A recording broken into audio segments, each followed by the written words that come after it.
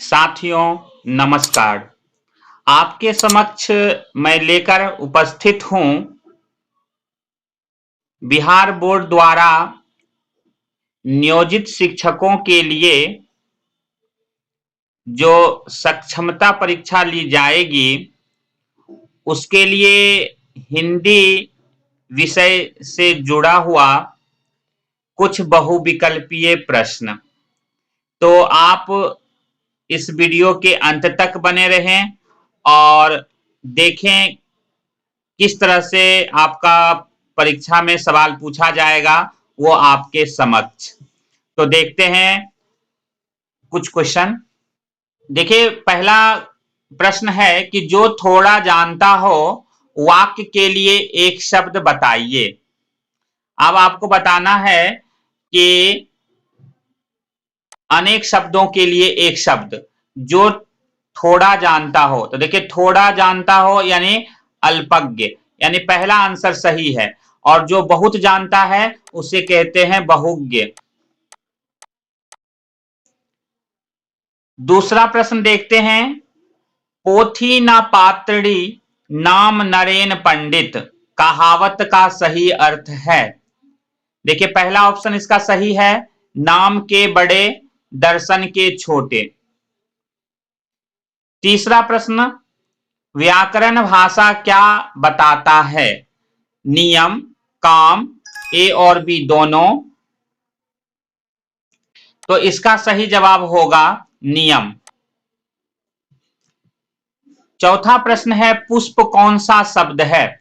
अब देखिए पुष्प, पुष्प संस्कृत भाषा के शब्द हैं। तो जो संस्कृत भाषा के शब्द होते हैं उसे क्या कहते हैं? तो तत्सम, तत्सम। तो पुष्प यहां पर जो है हो जाएगा तत्सम। जैसे अग्नि, गज, अश्व, ये सारे शब्द जो हैं ये आपके होते हैं तत्सम शब्द। तो इसका पहला ऑप्शन जो है वो सही उत्तर होगा। पांचवा प्रश्न है कि प फ ब भ म का उच्चारण स्थान है। तो देखिए तालु, ओष्ठ, कंठ, दंत। तो ये होगा ओष्ठ। प फ ब, देखिए बहुत ही आसान है इसके नियम कि क ख का जो कवर्ग है, कवर्ग का उच्चारण स्थान होता है कंठ, और चवर्ग जो है उसका उच्चारण स्थान होता है तालु। टवर्ग, टवर्ग का उच्चारण स्थान होता है मूर्धा। तवर्ग का उच्चारण स्थान होता है दंत, और पवर्ग का उच्चारण स्थान होता है ओष्ठ। तो इसीलिए इसका ये जो इतने भी यहाँ पर वर्ण दिए गए हैं सारे वर्ण प फ ब भ म पवर्ग वर्ण के हैं, पवर्ग के हैं, इसीलिए उत्तर होगा ओष्ठ। छठा प्रश्न है कि अंतस्थ व्यंजन कितने प्रकार के होते हैं? तो अंतस्थ व्यंजन 4 प्रकार के होते हैं। अंतस्थ वर्ण में आपके आते हैं य, र, ल, व। और यदि यही सवाल इस तरह का रहता कि उष्म वर्ण, उष्म वर्ण, तो उष्म वर्ण में याद रखिएगा कि तालव्य श, मूर्धन्य श, दंत श और ह, ये 4 वर्ण जो हैं ये उष्म वर्ण हैं।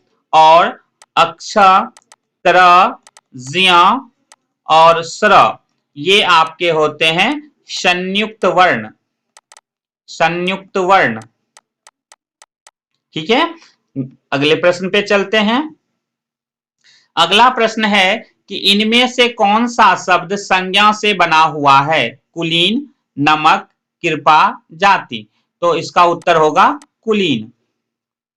कौन सा शब्द गुणवाचक विशेषण है? तो देखिए विशेषण के कितने भेद हैं? विशेषण के 4 भेद होते हैं। विशेषण के 4 भेद, गुणवाचक, संख्यावाचक, गुण, संख्या, परिमाण और सार्वनामिक, सार्वनामिक।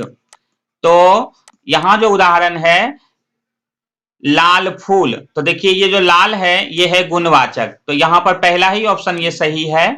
5 लड़के, तो यहां संख्यावाची हो जाएगा। 10 हाथी में 10 संख्यावाची है, इनमें से कोई तो उत्तर होंगे ही नहीं। आप हर एक प्रश्न के चारों ऑप्शन को ठीक ढंग से पढ़ेंगे, फिर सवाल का जवाब दे दीजिएगा, क्योंकि कभी कभी आपको पहला उत्तर भी सही लगेगा और उत्तर डी में रहता है छुपा हुआ। देवनागरी लिपि का विकास किस लिपि से माना जाता है? तो ब्राह्मी लिपि से देवनागरी लिपि का विकास माना जाता है। ऑप्शन सी होगा सही जवाब। 10वां क्वेश्चन है कि संघ की राजभाषा हिंदी और लिपि देवनागरी होगी, संविधान के किस अनुच्छेद में अंकित है? तो प्रथम वाला आंसर सही है, अनुच्छेद 343, जिसमें हिंदी को राजभाषा का दर्जा दिया गया है। जो पत्र एक व्यापारिक संस्था द्वारा दूसरी व्यापारिक संस्था को व्यापारिक कार्य हेतु लिखे जाते हैं, वे पत्र कहलाते हैं। तो इस तरह के पत्र को व्यावसायिक पत्र कहते हैं। तो देखिए आपका डी ऑप्शन सही है, व्यावसायिक पत्र या व्यापारिक पत्र। तो मित्र, आप इस वीडियो से बहुत कुछ जाने होंगे। आप हमारे चैनल पर नए होंगे तो हमारे चैनल को सब्सक्राइब करें। मैं इसी तरह और भी सवाल लेकर आपके सामने उपस्थित होता रहूंगा। धन्यवाद।